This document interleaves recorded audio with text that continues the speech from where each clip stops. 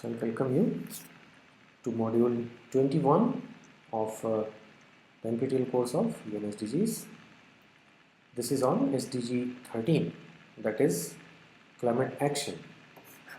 So we are seeing like how we are progressing, and now issues, they started from a very individualistic and like household basic to like a social issues, like environmental issues, city level issues, infrastructure level issues, community level, consumption level, and now we are at one major, like a SDG of climate action.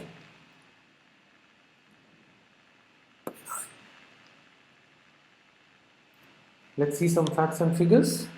To limit global warming to 1.5 degrees centigrade, as called for in the Paris Agreement, greenhouse gas emissions must begin falling by 7.6% each year starting in 2020.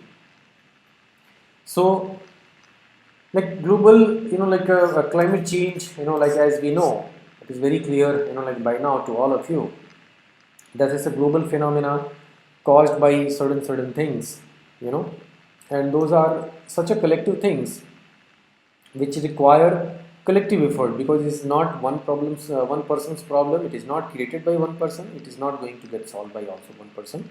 Okay, so it's a collective, like a problem, collective, like approach, through which we can actually solve, and that is where SDGs become a unifying, like a mechanism, unifying framework, to fight for it, to work for it. And for that, like a climate action, if you see what is being done related to like this, that is what we are going to like a study in this one. So if you see what is the goal over here, taking urgent action to tackle climate change and its impacts.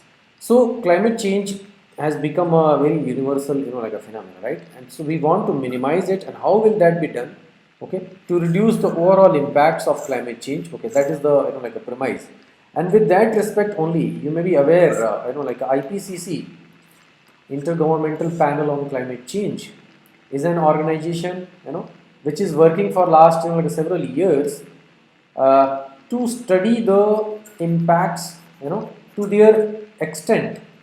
So they are studying, like in numerical figures, you can simply understand like how much of impact is occurring, what are the causes and how it can be rectified. So they are working on, of course, the qualitative this way, plus quantitative, like figures also, so that there is a definite number, and identified, like a sources, identified ways to like address this and all of that, so that action plan can be like prepared.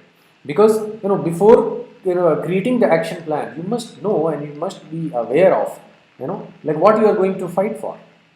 We have discussed earlier like a data collection. Why is it so crucial to understand this whole phenomenon, right? So that understanding comes through data collection, and after is that the analysis, right? So once you analyze, you get what is happening in quantitative numbers, and then you can prepare your like work plan. So that is like a climate action, what we are seeing over here in this SDG. So in one of those like reports, I think now it is proven also by other research agencies, independent agencies, and several nations, that if we limit like these emissions by so and so percentage, then the global warming, like that phenomena, is going to get under the range of 1.5 degrees centigrade, right? Because if it rises above, okay, it may rise above also. Presently with the like a present course of action, it is actually rising like a more, with a more like 2%, some cases it is projected like 3%, up to 4%, also there is a possibility. If everything goes in as the way it is, this has been going for a long time, okay, it may, the earth's temperature may rise at the rate of 4 degrees like a centigrade, okay, which is going to be detrimental for the ecological balance of the planet, okay, and that may create like a havoc of like all proportions and sizes,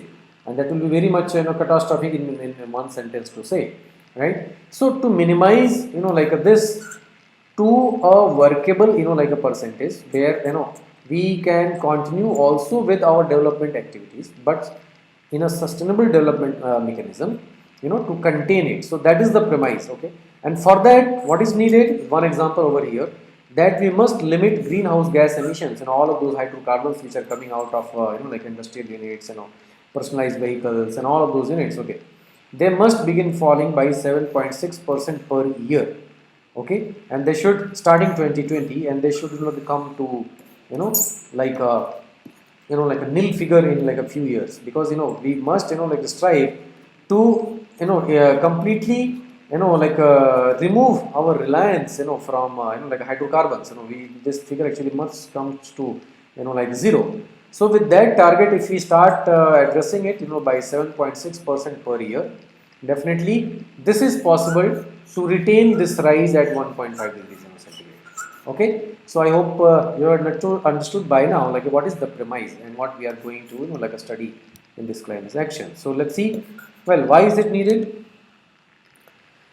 The climate crisis continues unabated as the global community shies away from the full commitment required for its reversal. Well, I said we intend to make it zero, but this zero, how is it possible? Okay, if everyone is not committing, okay, how is it possible, right?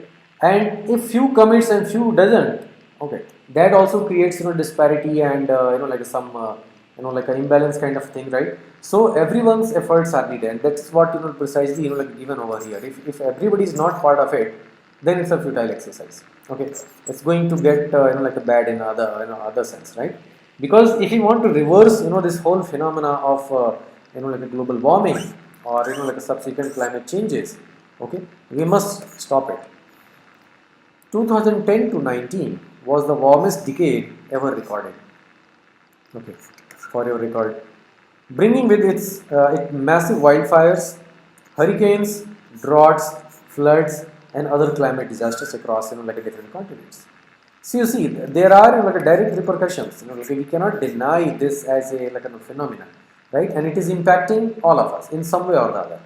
If not today, possibly tomorrow, right? So there is no escape from this, because anyways, we are all part of this, like a planet, okay, and we are going to live and survive on this planet itself. There is no other planet B, right? Earth B. So if this is getting disturbed, plainly everything comes to a disturbing position. Well, how are people being affected by climate change? Let's see that. Climate change is affecting every country in the world. It is disrupting national economies and affecting lives and livelihoods, especially for the most vulnerable.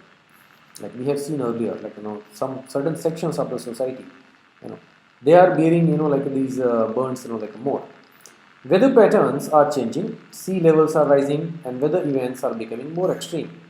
Like earlier we discussed, there used to be a kind of like a certain pattern, of the weather, like a climate, but now there is a significant, like a disturbance in these cycles. Either it is peaking very high or it is peaking very low. Okay, so these extremes are unprecedented. They have not happened, like this in the older times, like before. And either it is too dry or it is too wet. Like that means either it is a very extreme like a drought kind of situation, or it is an extreme like a flood kind of situation, right? And both are not good, because excess of anything is bad, right? So those are the like consequences like we are facing across the world, affecting more than 39 million people in 2018 alone. Well, what happens if we don't take action? Yeah, so this is interesting. Let's see. If left unchecked, climate change will cause average global temperatures to increase beyond 3 degrees centigrade. I told you, like in some calculations, it is projected that temperatures may rise at the rate of 4 degrees centigrade also, if we do not control it, and will adversely affect every ecosystem. Like water cycles, like air currents, right? All of those, like the salinity in the soil, right? Everything. Already we are seeing how climate change can exacerbate storms and disasters and threats such as food and water scarcity, which can lead to conflict. Doing nothing will end up costing us a lot more than if we take action now. We have an opportunity to take actions that will lead to more jobs, greater prosperity, and better life for all while reducing greenhouse gas emissions and building climate resilience. Right? That is why it is essential. Can we solve this problem or is it too late? Yeah, so this is always a wonderful question. Well, there is never late, the day you rise, the day you are awakened, the day you realize, you start acting. I think it can, like worked around. But of course, it unless and until it reaches, like it's a threshold. Okay, if it reaches its threshold breaking point, okay, there is no turning back, like after that. Okay, so one must actually take care of it. There is a finite time left to do this. Otherwise, there will be like a permanent changes which are going to happen on this planet. Okay, and that is irreversible. To address climate change, we have to vastly increase our efforts. Much is happening around the world. Investments in renewable energy have soared, but so much more needs to be done. The world must transform its energy industry and transport, food, agriculture and forestry systems to ensure that we can limit global temperature rise to well below 2 degrees centigrade, maybe even at 1.5 degrees centigrade. In December 2015, the world took a significant first step by adopting the Paris Agreement, in which all countries committed to take action to address climate change. Many businesses and investors are also committing themselves to lower their emissions, not just because it is in the right thing to do, but because it makes economic and business sense as well. So, well, there is no choice also if we go by, like a climate change, like a changes perspective, okay. It's not an option, it's necessary, right? It needs to be done, okay. Plus, while doing so, like a sustainable development format, well, it has advantages from a business perspective also, social perspective also, environmental perspective of course, okay. So, any which way there is no loss. So, what is wrong in adopting, like a sustainable approach for doing your like a regular business also, right? Are we investing enough to tackle climate change? Climate change related financial flows saw a 17% rise from 2013 to 2016. You see this number?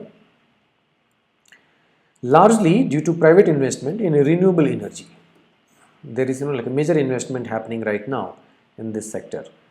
Most of like R&D projects are also being given to this field, where like if you are working on renewable energy sources, okay, then that is a like a hot topic these days, which represents the largest segment in total climate related flows to the amount of $681 billion. Okay, this is the volume of funding going in this direction. However, investment in fossil fuels continues to be higher than in climate activities to the amount of $781 billion in 2016. So, if you see hydrocarbons, like a based, like a fossil fuel based, like investments, there are still, like a higher than renewable energy. This is renewable energy and this is a fossil fuel based, like a fuels, right? So, this is still higher compared to this one, but the rate at which it is increasing, I am sure in the coming years, it will, like exceed, like these fossil fuel, like a budget, of the whole world. So, maybe in the latest reports you can check, you may keep on checking, like every year when we are going to meet this target. To achieve a low carbon, climate resilient transition, a much greater scale of annual investment is required. Yes, only then we will be able to exceed this. In 2019, at least 120 of the 153 developing countries had undertaken activities to formulate and implement national adaptation plans to enhance climate adaptation and resilience, an increase of 29 countries over the previous year. So, more countries are coming up, that's like a heartening thing, more like a participation is happening, more awareness is happening, and I am sure very soon this will like happen. Furthermore, progress in meeting the 2020 disaster risk reduction target has been slow. Yeah, so like one point where some improvement can be done. Well, what can we do to achieve this goal? Yeah, well, there are like several things in the previous like a module itself. We discussed how we can reduce consumerism, okay, and we can contribute to this whole like a waste generation, energy consumption, resource exhaustion, all of those issues, right? And in a way, these are the activities which are causing greenhouse gases, which in turn is causing global warming, right? So these are all interrelated phenomena. Okay, this is not an independent that your choice of not buying something definitely carries one teeny tiny fragrant like a piece of like a contribution towards improvement in all of these, right? So it's not to underestimate your effort, whether it is like a 0.0000001% or like even smaller than that, because multiplying by 8 billion people's like a choices definitely is a huge like a task to achieve, right? So everybody's participation is needed. That's why everyone's like efforts are needed. Well, you can visit like this website un.org/en/act now. Okay, for more like inputs from individuals, organizations, NGOs, and like countries, what they are doing. More details you can refer on like these links. So let's proceed. Yeah, so what it meant is to take urgent action to combat climate change and its impacts. Well, this goal aims to strengthen resilience and adaptive capacity to climate related hazards and natural disasters in all countries, integrate climate change measures in all policies and strategies, and improve education, awareness raising, and capacity in this field. Okay, so policies, strategies everywhere, because it needs like a systemic approach. Like one single like contribution is also like welcome, but if it is systemic, okay, so it's going to have a wholesome like a collective like impact, and all of those like a chains or nodes which are like a part of it will play their role and will get benefit also in turn. Well, how is culture relevant over here? Links between cultural activities, traditional knowledge, environmentally sustainable practices which should be explored and fostered. Like in the first lecture itself we discussed, like it is not that the humans have come on this planet for the first time. Well, they have been thriving here for thousands of lakhs of years, right? So how were they able to cope up with this like a nature, that we know like they lived in the sink, right? And that is where like this modern like industrialized period actually has forgotten. Okay, so there are a lot of clues which you can derive from your own own cultural activities, own traditional knowledge systems, your own like scriptural books also. There are a lot of remedies and like stuff given for like situations, how to handle how to handle medicines, how to handle like a construction material, how to build houses, how to like make something, how to like like do calculations, how to source stuff from the forest and agricultural fields. I think all of these things are documented in Indian like a cultural scriptural books also. If you want to refer, there are a lot of like such a knowledge like a base. So again we can look back to like those resources, because those are our traditional treasures on which we have thrived for all of these thousands of years and lakhs of years, right? So they have been environmentally sustainable practices which we can again explore and foster to suit our like today's requirement. We can adopt to them, and I think I am sure that there will be like a positive impact of that, right? Creative professionals can be involved in awareness raising activities on climate change. Yeah, so since you are also part of this course, I'm sure you are also getting benefited. So how you can make use of like this knowledge source is the requirement of like this hour, and is expected out of this course also, to make you all aware and put that knowledge to use in whatever means you can do and you can contribute, right? So I'm sure you will be like happy to contribute to that. Well, what can cities do? Explicitly recognize in cultural policies the connections between culture and environmental sustainability, including concerns about climate change, resilience, and sustainable use of resources. Establish a working group or task force to link the work of local government departments of culture and environment. Involve artists, cultural professionals when devising strategies. So basically inputs from the like a cultural side. How cities make this effective? Some examples. If you see in the Dakar, the School of Commons project aims to use collective creativity to address urban problems, including through the renovation of public spaces in the form of urban gardens, citizen engagement, and creation of jobs in the field of ecology. In Banda Aceh, Efforts following the 2004 tsunami addressed cultural heritage, including research and conservation, as well as capacity building and public awareness, in order to ensure that valuable buildings and urbanism were not destroyed in the reconstruction process. In Chicago, the Environmental Sentinel project was a climate monitoring artwork of 453 temperature-sensitive native flowering tree to engage citizens and scientists in understanding local microclimates and effects of climate change. Some organizations, including Julie's Bicycle and Coal, provide advice. Maybe you can search for these, like a separately of these initiatives. That will be a good, like a case study for you guys. Yeah, cities and other stakeholders interested in reducing emissions and fostering adaptation to climate change within the cultural sector.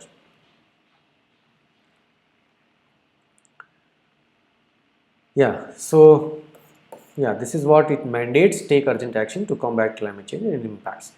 The impact of climate change is acute in the Arab region, like we have seen previously also.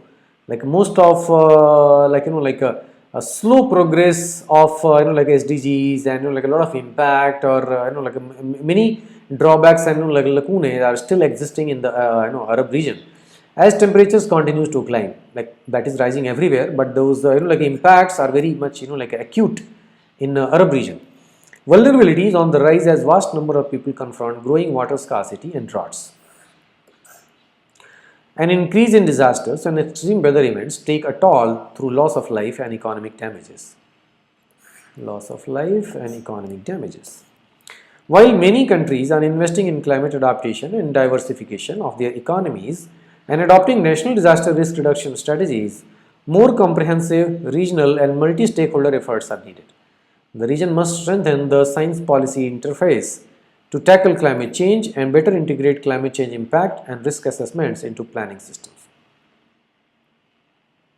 Well, some key facts. 1.5 degrees centigrade, the Arab region has experienced an average increase of this much 1.5 degrees centigrade compared to the pre-industrial levels.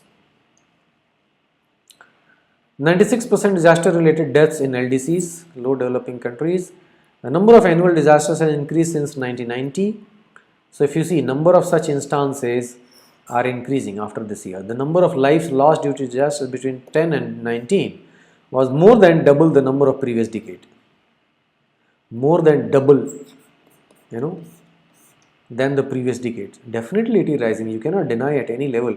Most of these deaths, 96% of these, were in the least developed country. Yeah. So now you see, like these facts are, like an eye opener, like a facts which are highlighting the like realities of like today's world.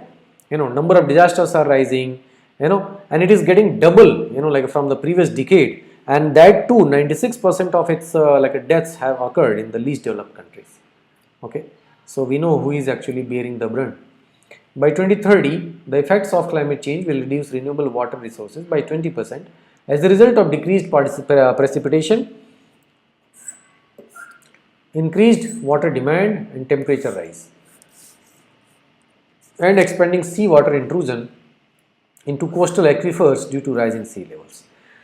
Another disaster, like we know like how like oceans are like here, right, and this is the land, okay, and fresh water, sweet water, like pockets are like aquifers are there in the like a ground at different levels. Okay, by rising sea levels, these pockets are also going to get inundated or be contaminated by the salt water, that saline water, and will be rendered useless. Okay, so there is increased water demand, there are more number of people to like drink, consume, and more number of industrial demand, decreased precipitation, like rains, snowfall, all of these they are decreasing slowly, right? And this sea water is also is intruding in the coastal aquifers, okay, because of rising sea levels. So if you see, there is a like a war kind of situation on the waterfront from all sides. This is the criticality of like a water as a resource. National development plans. While development plans in all countries cover agricultural and pastoral production, few specifically address climate change and environmental concerns. So yeah, this is where this comprehensive approach is essential. 44 million affected by droughts from 1990 to 2019. Droughts affected over 44 million. 440 lakhs, 4 crore 40 lakhs in this region. This is the, we are talking about Arab region right now. $19.7 billion from 1990 to 2019 economic damages from disasters amounting to over this much. This included 6.8 billion from earthquakes, 5.7 billion from floods and 6 billion from storms. Projections show that climate change will reduce water availability, alter agricultural production patterns, threaten livestock production, adversely impact forest and wetlands, and increase the vulnerability of people to water scarcity, agriculture employment loss, and heat waves. 21 Arab countries submitted nationally determined contributions (NDCs) in line with the Paris Agreement on climate change, including both mitigation and adaptation measures. 7 countries, Bahrain, Egypt, Kuwait, Qatar, Saudi Arabia, Somalia and Sudan, did not include emissions reduction targets in their submissions. So you see, like we know Qatar, is the most polluting, like a per capita, like a most polluting, most impacting country on the planet. And like these others also, they haven't, like submitted, by including, emission reduction, like targets in their submissions.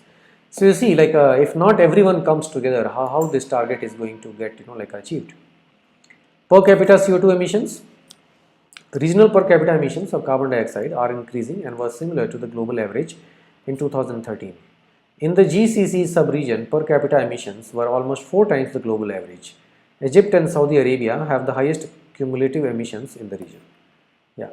So if you see CO2 emissions, for example, okay, so in this region, the Arab region, Egypt and Saudi, are the highest, emitting countries. In 2014, the region's share of global carbon dioxide emissions were less than 5%. The region's share of global GDP stood at 5%. Climate finance. Adaptation to climate change is a priority in the region, but bilateral flows from developed countries for mitigation exceeded flows for adaptation by a factor of 5 in 2016. Only 5 of 22 Arab states have accessed the multilateral Green Climate Fund, which supports the implementation of the United Nations framework on climate change, including through the Paris Agreement. So what do we see at targets, like over here?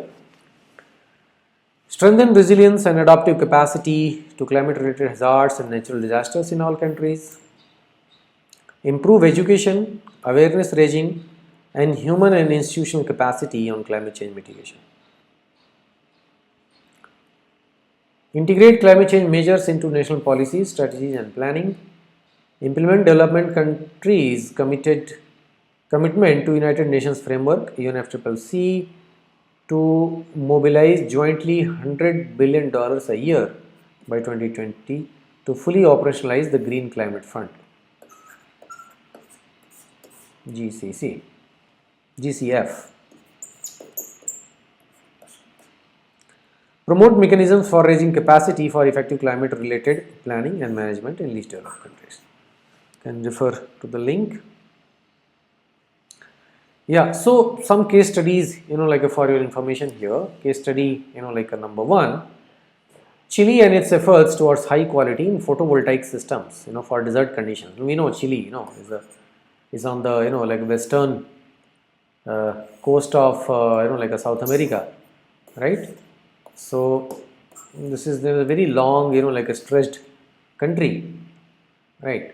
And inundated by like these mountain ranges, right? And like it just sharply rises like this and gradually decreases like this. That's the cross section, of Chile as a country, right? So it has a huge swath of like a surface where it can use for like a solar farming, right? And this is where like this plan comes. So the country Chile at national level it has happened.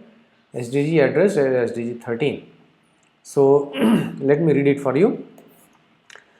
Chile implemented two standards. You can read this: IEC 61215 1 to 2016 terrestrial photovoltaic modules design qualification and type approval, and IEC this photovoltaic module safety qualification when installing solar plants in Alcatama desert located in northern region of the country. This case study aims demonstrate how the correct implementation of these standards leads to a longer lifetime of PV modules while contributing to the achievement of SDG 13.2, integrate climate change measures into national policies. Strategies and planning. The subsequent share of renewable energy in Chile's national energy mix would reduce the country's carbon emissions. The main objective is to strengthen the quality infrastructure for PV systems in desert conditions within three main pillars, namely metrology, standards, and conformity assessment schemes. The first approach consisted of installing a national laboratory featuring capabilities and equipment to monitor key parameters concerning the solar industry.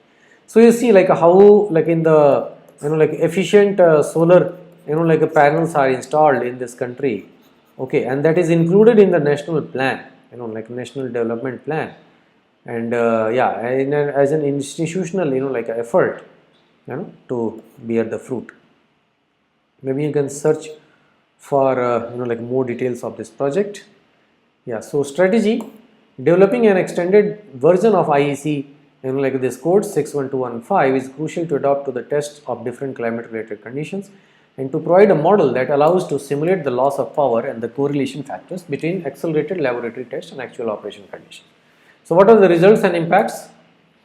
The current IEC standards have been conducive to the greater adaptation of solar PV in Chile.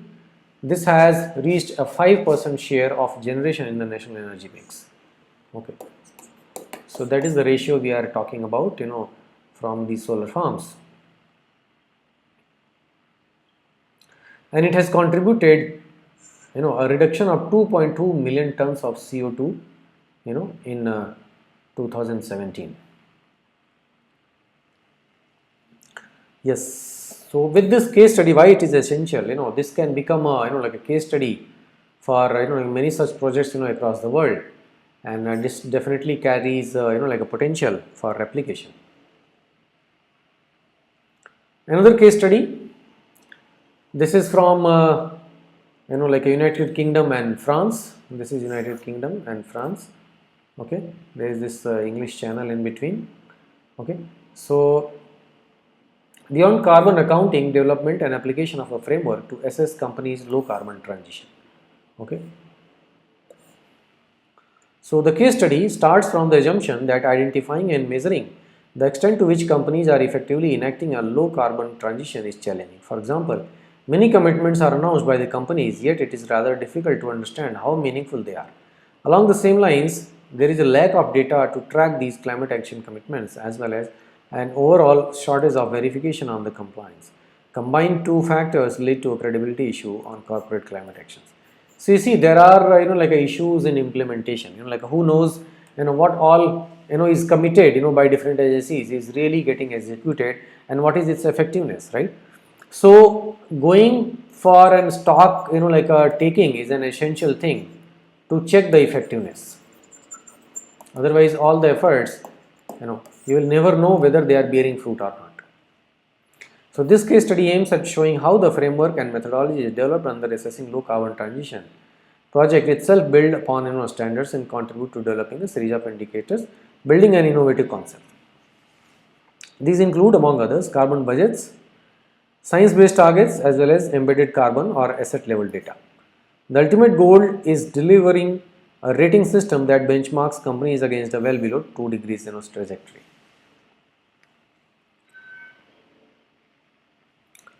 So the strategy, the ACT framework and methodologies are themselves a standard, which in turn builds on standards. First and foremost, ACT framework and methodologies were developed following the emergent standard ISO so greenhouse gas management and related activities. Framework and principles for methodologies on climate actions, which provide a framework to identify, assess and revise methodologies as well as for their development and management. So the results and impact. So Bill, what makes this case study peculiar is that it does not rely on a single standard but on a family of standards in order to drive the type of change required for the low carbon transition to succeed. So you see it, well, of course there is potential for application.